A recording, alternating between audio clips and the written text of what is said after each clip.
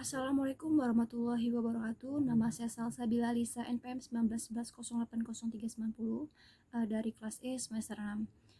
Di sini saya akan menjelaskan pemahaman materi tentang teknologi informasi dalam bimbingan dan konseling. Dalam memenuhi ujian tengah semester mata kuliah perkembangan teknologi informasi dan inovasi yang diampu oleh dosen pengampu Bunda Yurika Witazora. Yang pertama, apa itu teknologi informasi dan inovasi? Teknologi informasi itu suatu alat, peralatan, hardware, dan suatu peralatan dari komputer atau software untuk menyajikan, mengelola data, menyimpan, mengorganisasi, mencari informasi di dalam teknologi informasi tersebut. Nah, teknologi informasi tersebut ini sangat bermanfaat bagi kehidupan manusia. Sedangkan inovasi itu ide atau suatu metode yang dikembangkan oleh seseorang, seperti teknologi yang semakin maju. Contohnya itu seperti alat komunikasi talkie-walkie. Lalu terus talkie-walkie itu dikembangkan, ada terus-menerus seperti penggunaan handphone, terus juga alat-alat dapur dikembangkan, selalu dikembangkan seperti alat oven dikembangkanlah jadi microwave, seperti itu inovasi. Yang kedua itu sejarah perkembangan informasi. Sejarah perkembangan informasi itu dimulai dari masa prasejarah 300.000 Masehi. Pada masa ini, zaman dulu itu orang-orang komunikasi lewat dinding. Banyak kan gua-gua peninggalan sejarah itu, banyak sekali gambar-gambaran atau tulisan yang tersembunyi dalam gua.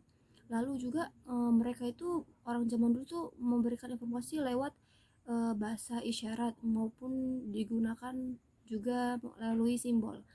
Kedua itu masa prasejarah. Pasca prasejarah ini dimulai dari 3000 Masehi sampai 14.000 Masehi. Pada masa ini nih udah mulailah berkembang pesat seperti di Mesir.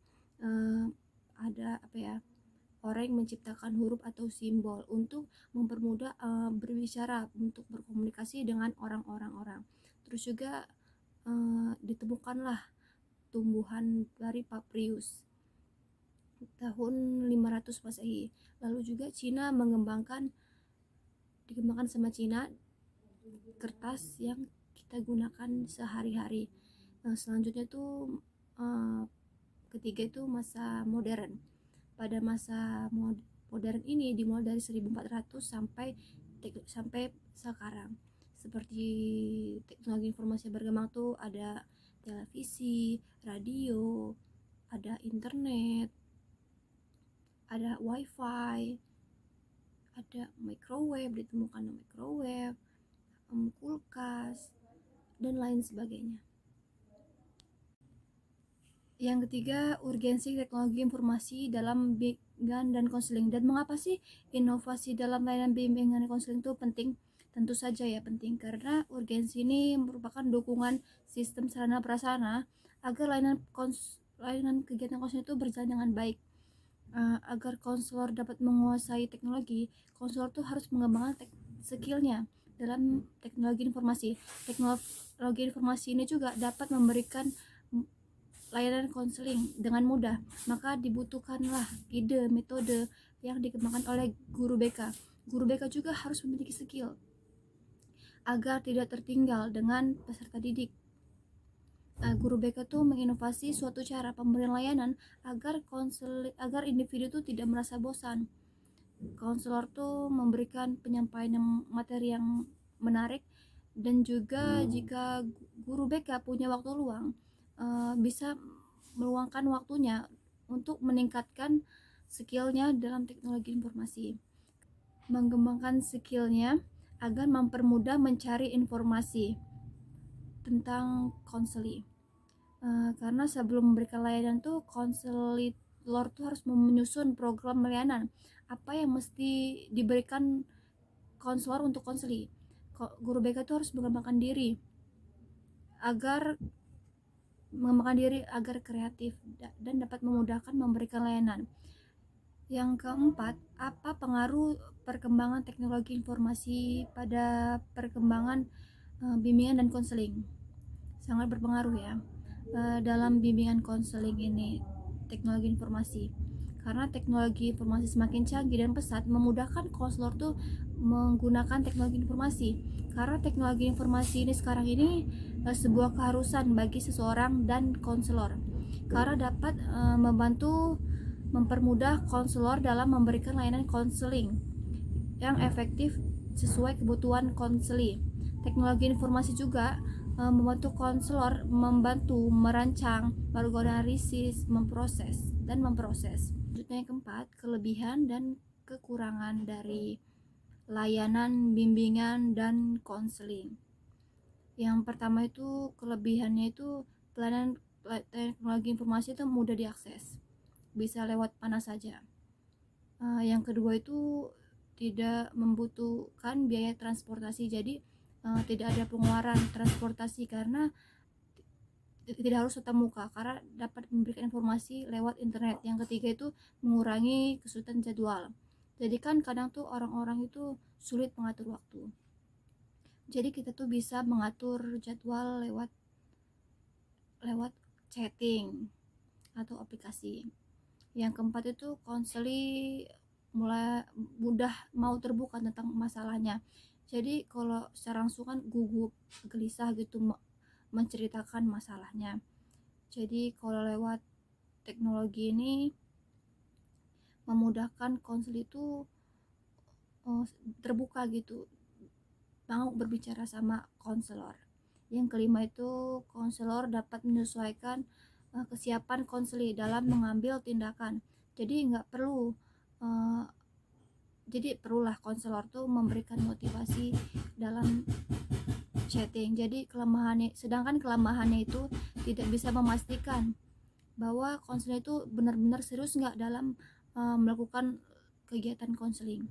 Kedua itu karena kan memerlukan perangkat khusus ya, tidak semua konselor itu punya teknologi, apalagi kalau di konselor yang tinggal di desa gitu kan susah jaringannya, kadang tidak semua konselor punya HP, komputer gitu. Yang ketiga itu informasi yang diterima itu terbatas gitu, karena komunikasinya itu satu arah, sehingga tuh takutnya itu terjadi kesalahpahaman antara konseli dan konselor. Jadi sedangkan yang keempat itu melalui teknologi dapat menimbulkan jarak baik fisik maupun psikis pada konselor dan klien. Yang terakhir, permasalahan yang dihadapi konseli ini beraneka ragam kan masalahnya, karena kita tidak tahu apa perasaan yang ditimbulkan ketika konselor bicara sama konseli.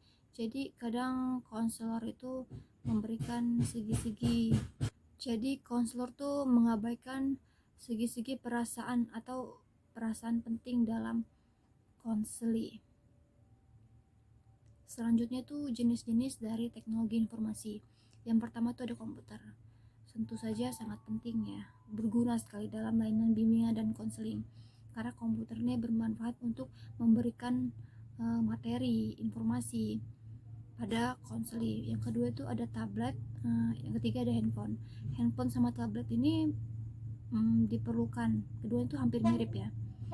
Dalam memberikan layanan bimbingan konseling ini, kedua alat ini nih dapat membantu memberikan informasi atau memudahkan layanan kegiatan konseling antara konselor dan konseli. Yang keempat itu ada LCD atau proyektor. Nah, LCD dan proyektor ini sangat memudahkan konselor memberikan materi kepada konseli.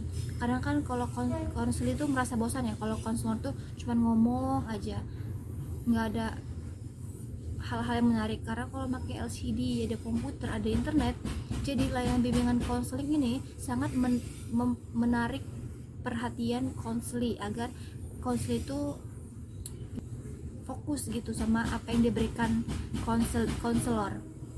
Yang kelima itu ada wifi atau internet. Tanpa internet pun susah bagi konselor untuk mencari informasi lebih lanjut tentang permasalahan yang dialami oleh konseling. Kadang kan kalau konselor membutuhkan informasi itu biasanya lewat internet. Yang ketujuh, apa itu komputer? Apa saja sih aplikasi yang harus dikuasai oleh konselor? Komputer itu suatu alat yang digunakan untuk mengolah informasi atau data. Di komputer ini dirumuskan dalam alat pengolah data dan mampu mengerjakan berbagai proses informasi atau data. Data ini tersimpan dalam memori dan diterlibat oleh manusia dari pengolahan datanya. Aplikasi yang harus dikuasai konselor tuh ada software ya, ada email, website, blogspot, homepage, e-learning, Google Classroom, PowerPoint, video, chat room seperti WhatsApp, spreadsheet, music, bulletin, dan lain sebagainya. Itulah penjelasan dan pemahaman dari saya tentang perkembangan teknologi informasi dalam layanan bimbingan konseling. Apabila ada kesalahan kata atau perbuatan saya yang salah, saya mohon maaf. Terima kasih. Wassalamualaikum warahmatullahi wabarakatuh.